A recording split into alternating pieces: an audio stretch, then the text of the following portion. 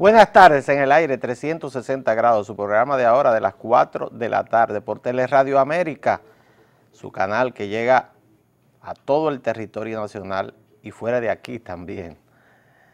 Bueno, hoy es jueves ya, una semana corta laboral, porque el lunes fue feriado y parece que la semana se fue en un santiamén y estamos a 2 de marzo del año 2017, ya comienza a avanzar el mes de marzo y vamos a comentar con ustedes algunas de las noticias más importantes que se han producido en el país desde la tarde de ayer hasta esta hora. Primero, permítanos felicitar a nuestra amiga Julieta Tejada, quien fue nombrada, pues, encargada de comunicación de la Procuraduría General de la República.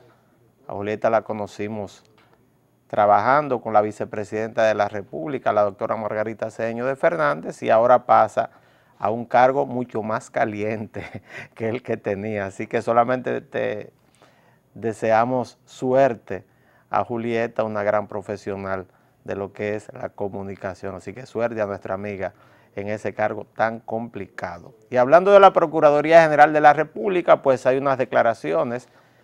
La primera reacción del Procurador General de la República, Jean Alain Rodríguez, acerca de la decisión del juez José Alejandro Vargas de no homologar, o no dar por recibido más bien, lo que es el expediente o acuerdo entre la Procuraduría y Odebrecht.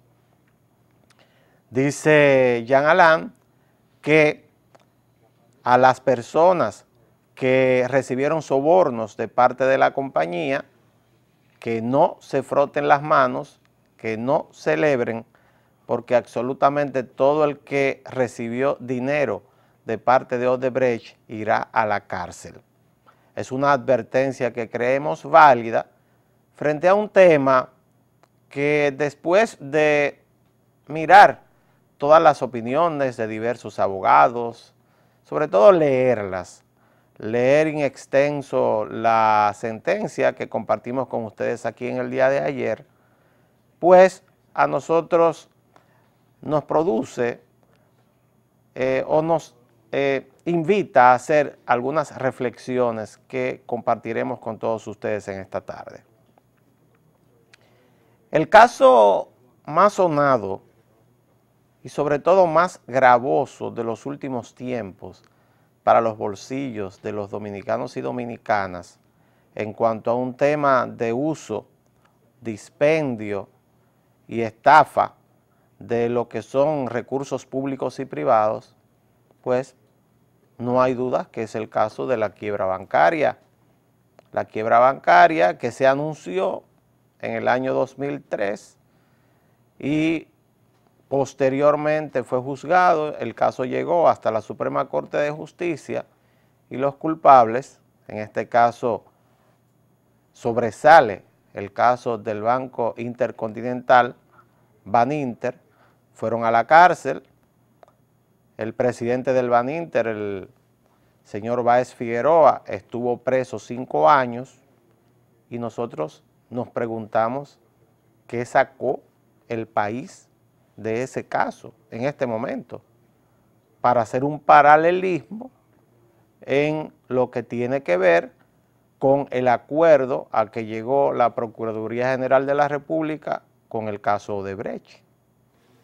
¿Qué sacamos de ahí? Pues aparte de haber confiscado bienes que pertenecían al Baninter, más bien a los ahorrantes del Baninter, porque con el tema de la contabilidad paralela y todo lo que implicaba el dispendio público monetario que llevaron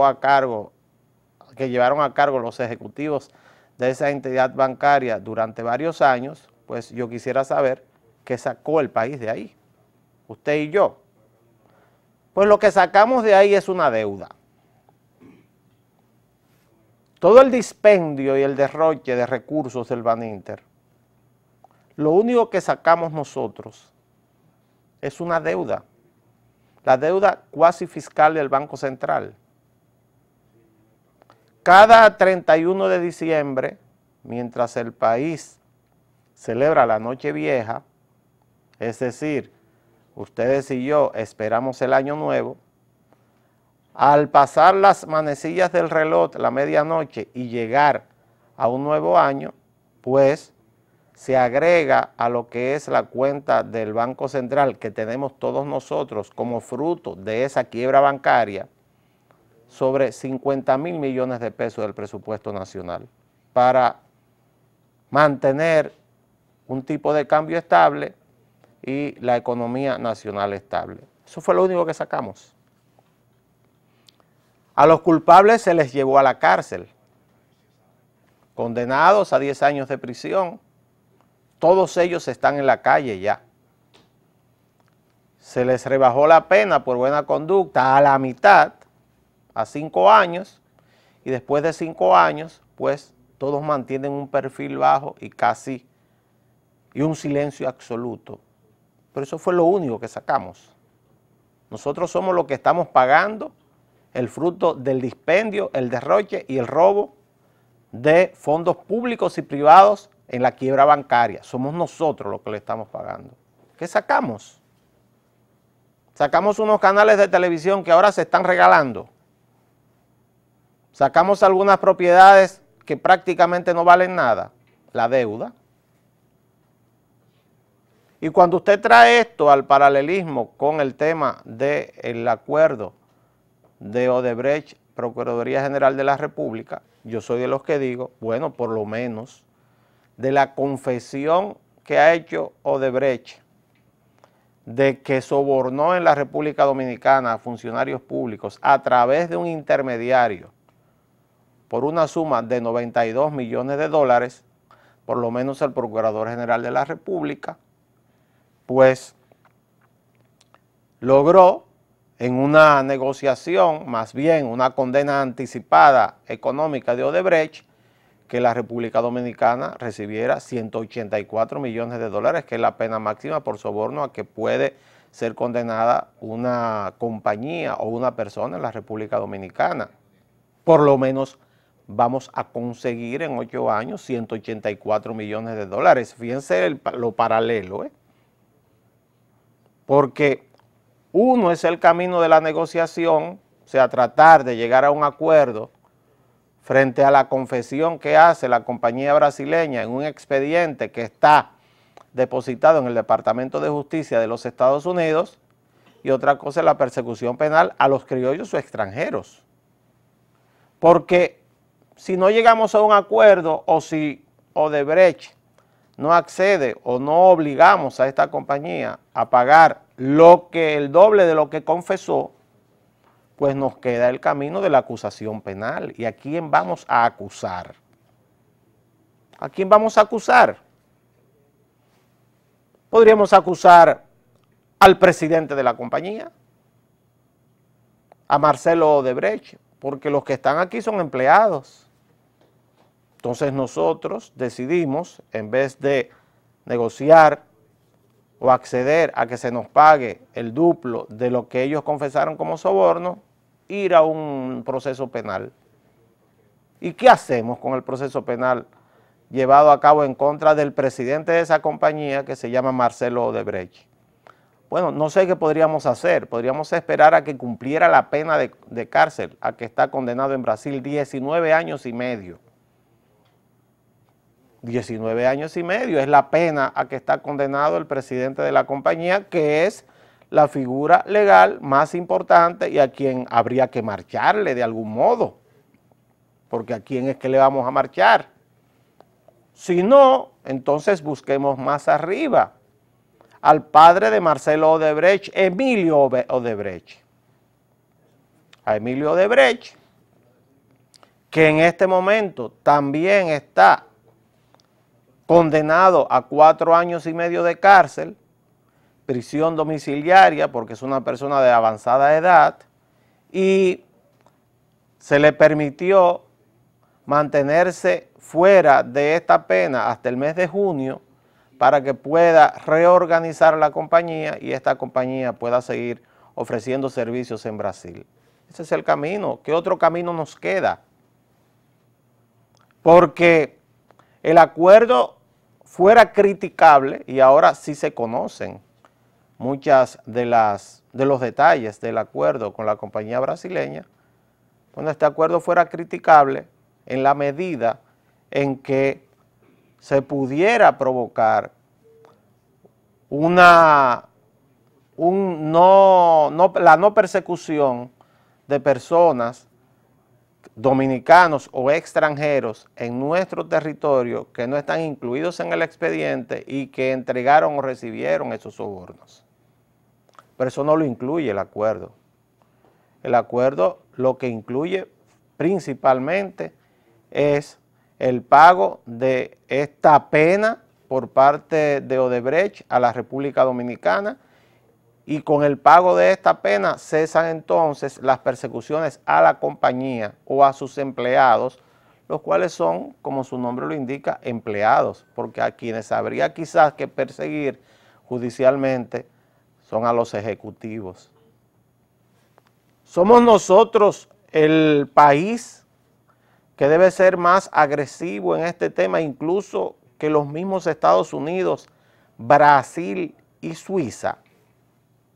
Porque recuérdese que todo esto surge a partir de un expediente que está depositado en los Estados Unidos. Y que nosotros sepamos, o que esté en la prensa internacional, o que alguien demuestre entonces que en Estados Unidos hay alguien que está preso por este tema.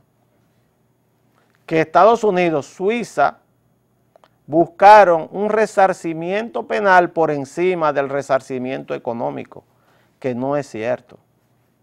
Estados Unidos y Suiza, en Brasil hay todo un proceso abierto de una enorme cantidad de figuras, incluso en el día de hoy hay una noticia sobre unas declaraciones que en un tribunal dio Marcelo Odebrecht, quien, repetimos, está preso y condenado a 19 años y medio de cárcel, y para disminuir su condena está diciendo todo lo que sabe. Pues Brasil es un caso especial. Entonces la República Dominicana no tiene, como dice el Procurador de la República, Jean Alain Rodríguez, más remedio que llegar a un acuerdo económico con Odebrecht sin echar a un lado lo que es la persecución penal, continuar las investigaciones, profundizarlas y profundizándolas entonces, llegar a quienes entregaron y recibieron sobornos. Se sabe que es la compañía Odebrecht la que dio los dineros para que se sobornara a funcionarios dominicanos, según dice el expediente, y no nos lo vamos a cansar de repetir, a través de un intermediario o representante comercial, que sería el único testigo que habría para esto. Entonces, fíjese la complejidad de esto, y yo creo que, como dice el procurador, de una forma muy sopesada, muy mesurada, su declaración escrita en el día de hoy, que a pesar de que cree que había elementos suficientes para que el juez José Alejandro Vargas homologara el acuerdo, no puede decir otra cosa, pues que van a buscar cuáles son las vías legales con suficiente peso para entonces intentar que un juez o la justicia homologue lo que es el acuerdo con Odebrecht. Creo que esto pone en clara cuál es la situación que hay hasta este momento en este tema. Hay unas declaraciones también del ministro de la Presidencia, Gustavo Montalvo, que se hace eco de una decisión del presidente de la República. El ministro Montalvo habla de que el presidente de la República pues acoge lo que es el informe de la comisión nombrada para la investigación del tema de las muertes de los periodistas en San Pedro de Macorís en relación a la venta de terrenos del CEA. Este informe fue dado el día de ayer alrededor de las 6 de la tarde y en el informe se recomienda la sustitución del director del CEA, el señor José Joaquín Domínguez Peña, que está suspendido desde el momento en que se nombró esta comisión y que, como dice el ministro de la Presidencia, en un comunicado escrito también en la tarde de hoy, pues el presidente de la República, en primer lugar, acoge el informe. Y si acoge el informe, entonces procederá, en el plazo que él lo considere de lugar, sustituir oficialmente al señor José Joaquín Domínguez Peña como director del Consejo Estatal del Azúcar. Pero no solamente se queda ahí, sino que también dice el comunicado de la presidencia de que el expediente con todos los elementos constitutivos de la investigación, es decir, lo que sirve para tomar esta decisión por parte del presidente de la República, Danilo Medina, será enviado al Ministerio Público y al enviarse al Ministerio Público, pues será la justicia la que determinará si existen elementos suficientes para hacer una traducción a los tribunales, que es la vía normal. En un Estado de Derecho con separación de poderes, pues la vía normal es esta.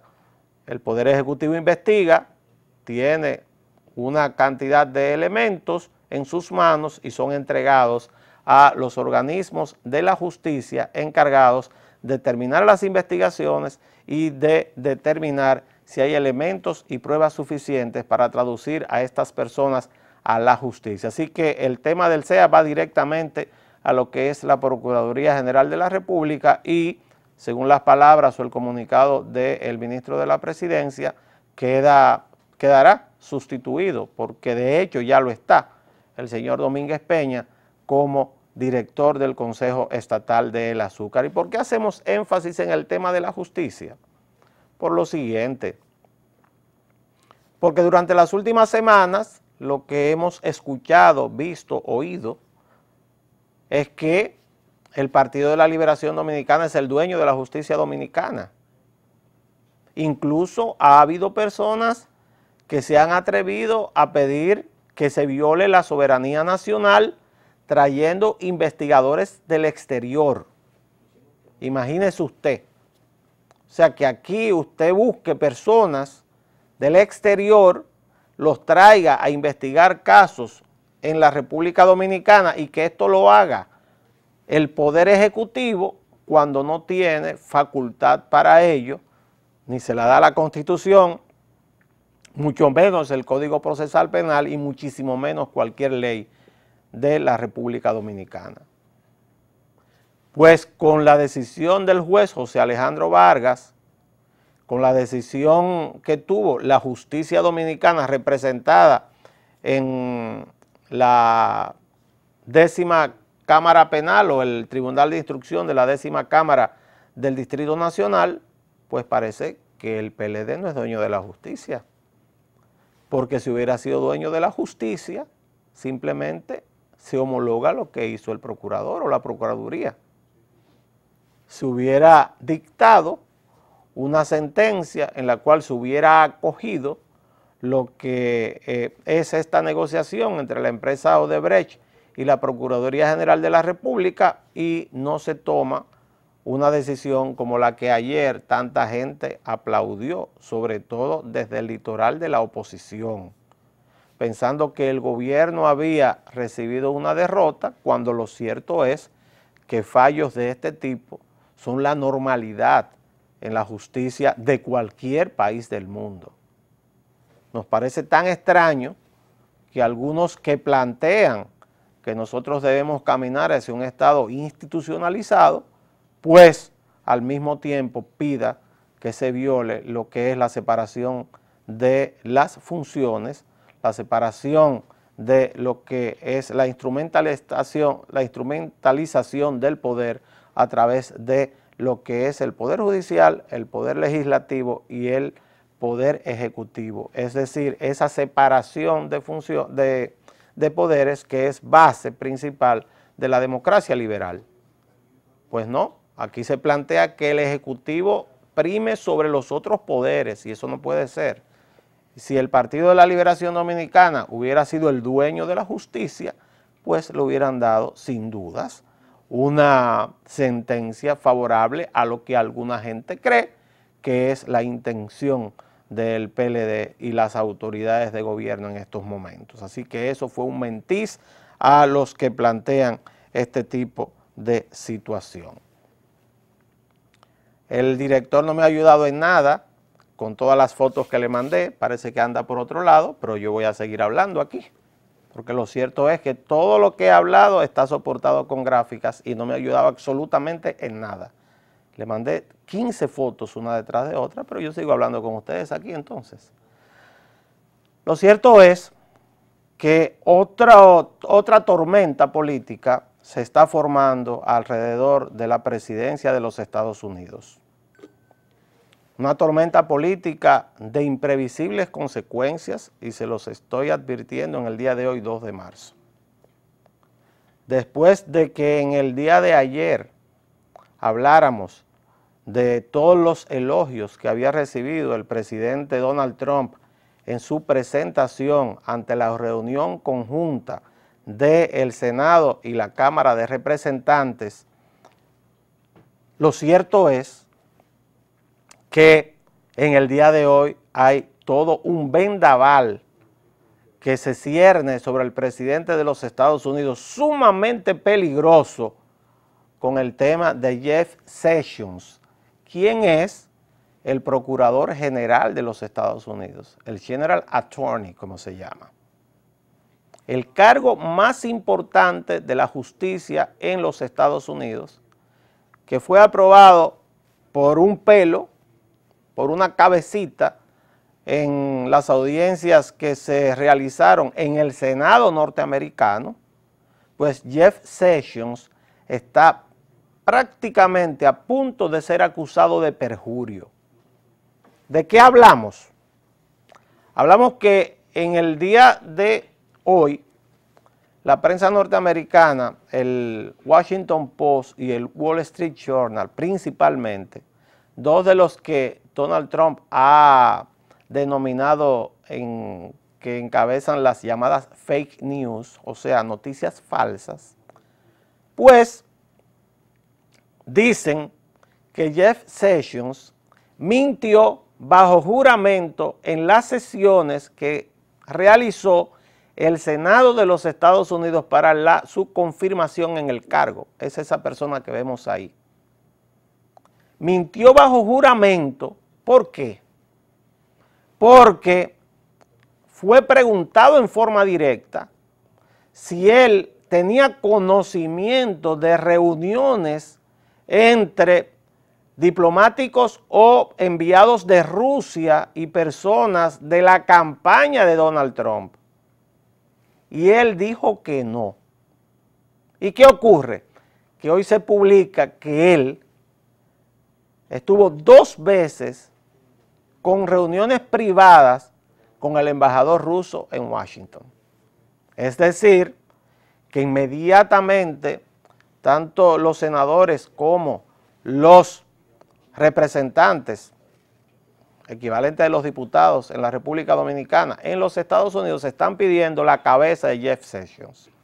¿Y quién es este señor? Pues este señor es uno de los senadores que apoyó desde el inicio a Donald Trump, senador de Alabama hasta su acceso a ser el Procurador General de los Estados Unidos, y Jeff Sessions es considerado uno de los dirigentes republicanos de mayor extrema derecha, xenófobo e incluso con algunas frases antológicas, como por ejemplo de que él solamente no está de acuerdo en el Ku Klux Klan, con el Ku Klux Klan porque los miembros del Ku Klux Klan fuman marihuana, que todo lo otro él lo aprueba, y es una de las pocas personas que fue propuesta como juez federal en los Estados Unidos y fue rechazado por sus posiciones derechistas, xenófobos, anti-inmigrantes y casi fascistas.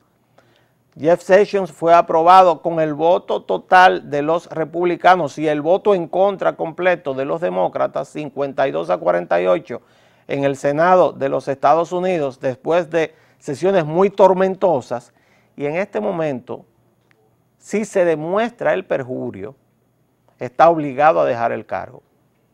Incluso fue inquirido por la prensa de los Estados Unidos en una entrevista que vimos en directo por NBC, y decía él que él está dispuesto a sustraerse de lo que es la investigación en caso de que el FBI decida hacer lo que es una investigación, valga la redundancia, de lo que son sus actividades y sus reuniones.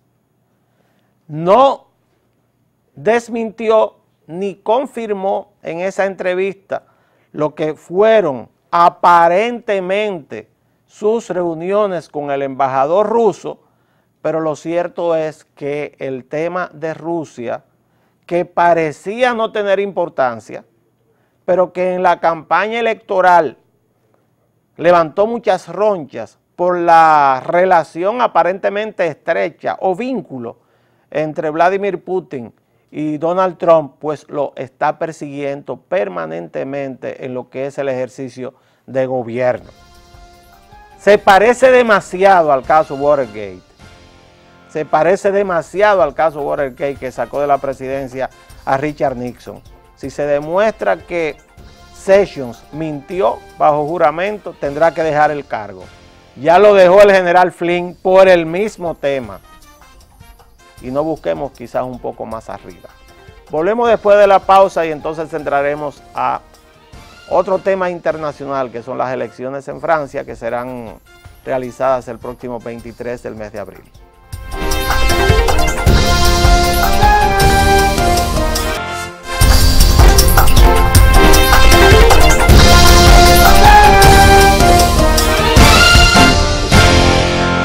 Hay una noticia de última hora en la prensa internacional que precisamente Jeff Sessions, el procurador general de los Estados Unidos, tendrá una rueda de prensa exactamente en 12 minutos. A las 4 de la tarde, hora del este de los Estados Unidos, hora de Washington, pues tendrá una rueda de prensa sobre este tema. Un tema muy importante que se está produciendo en este momento. Mientras tanto, en Brasil, Marcelo Odebrecht pues dio unas declaraciones que podrían costarle el cargo al presidente Michel Temer. Así como escuchan, podría costarle el cargo al presidente Michel Temer. Marcelo Odebrecht en el día de ayer compareció ante un tribunal federal de Brasil, ante un juez federal, para seguir con lo que es la serie de delaciones premiadas que se están produciendo de su parte para disminuir su condena, que está condenado, repetimos, a 19 años y medio de prisión. Pues en el día de ayer Marcelo Odebrecht hizo un relato de una cena donde participó junto con Michel Temer, que era candidato a la vicepresidencia con la presidenta Dilma Rousseff. Y dice él, Marcelo Odebrecht, que en esa cena se entregaron 5 millones de dólares para el PMVD, que es el partido de Michel Temer, y para la candidatura de Michel Temer, por lo que, por transferencia, esto sería un aporte ilegal a lo que fueron las candidaturas del binomio Temer vicepresidente, Rousseff presidenta, y si esto se comprueba, y él sostiene esta acusación en un tribunal o este relato en un tribunal, simplemente Michel Temer tendría que dejar el cargo de presidente de Brasil, porque esto es un delito en Brasil y el funcionario electo bajo estas condiciones pues tiene necesariamente que renunciar. A ese nivel está la situación en Brasil, y donde existe otra olla de grillos es en Francia. Las elecciones presidenciales francesas se realizarán el próximo día 23 de abril. Y en el día de hoy, pues fue allanada la casa de François Fillon, quien es el candidato conservador a las elecciones francesas. Era el favorito. Se suponía que François Fillon iba a ser el próximo presidente de Francia ante la debacle del Partido Socialista, que está por los suelos, anda entre un 7 y 8% de lo que es la simpatía popular. el ascenso del Frente Nacional de Marine Le Pen y la aparición de un recién llegado, de alguien que nadie pensaba que podía ser un candidato viable a la presidencia francesa, quien es Emmanuel Macron. Pues François Fillon, por una acusación a la cual él se opone en cuanto a que dice que no cometió ningún delito, pero sin embargo ya está imputado en los tribunales, que es que favoreció a su mujer y a su hijo con cargos ficticios en la Asamblea Nacional de Francia. Pues François Fillon cayó de ser el segundo en las encuestas, seguro candidato a ir a la segunda vuelta en Francia. En Francia se celebran 2 vueltas electorales.